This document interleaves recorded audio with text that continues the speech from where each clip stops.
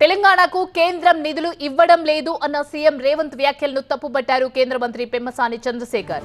చేతగానితనంతో బండలు వేయడం తప్పితే ఇందులో వాస్తవం లేదు అన్నారు. కేంద్ర పథకాలను గత ప్రభుత్వం సరిగా వినియోగించుకోలేకపోయిందన్నారు. మ్యాచింగ్ గ్రాంట్స్ ఇవ్వకపోవడంలోనే కొన్ని పథకాలు రాష్ట్రంలో సరిగ్గా అమలు కాలేదన్నారాయన. ఆవాస్ యోజన గ్రామీణ ఉంది, దాంట్లో దాదాపుగా 1000 కోట్ల రూపాయలు పెట్టి హౌసింగ్ అలొకేట్ చేస్తే గత 5 సంవత్సరాల్లో కేసీఆర్ గారు వాళ్ళు ఆ ఇళ్లని వేటిని కూడా వాడుకోలేనటువంటి పరిస్థితి.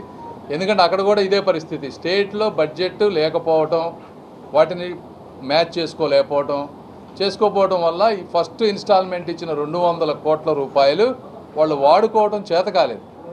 సెకండ్ ఇన్స్టాల్మెంట్ ఇవ్వటానికి వాళ్ళు కరెక్ట్గా పథకాలు వాడుకుంటే ఇదంతా సిస్టమ్, ఇందులో మోదీ గారు కానీ ఇంకోళ్ళు కానీ కంట్రోల్ చేసేది ఏమీ లేదు. ఒక స్కీమ్ను ఒక విధంగా డిజైన్ చేస్తారు, ఆ డిజైన్ తగ్గట్టుగా వాళ్ళు వాడుకొని దాని నోడల్ అకౌంట్లో మ్యాచింగ్ ఫండ్స్ వేస్తే ఆటోమేటిక్గా స్కీమ్స్ అన్నీ వస్తాయి. ఇచ్చిన తర్వాత యూటిలైజేషన్ సర్టిఫికెట్స్ ఇవ్వాలి. యూటిలైజేషన్ సర్టిఫికెట్స్ ఇచ్చి వర్క్ కనిపిస్తే ఆపడానికి కాన్స్టిట్యూషన్గా ఎవరికి మాత్రమే అధికారం ఉంటుంది?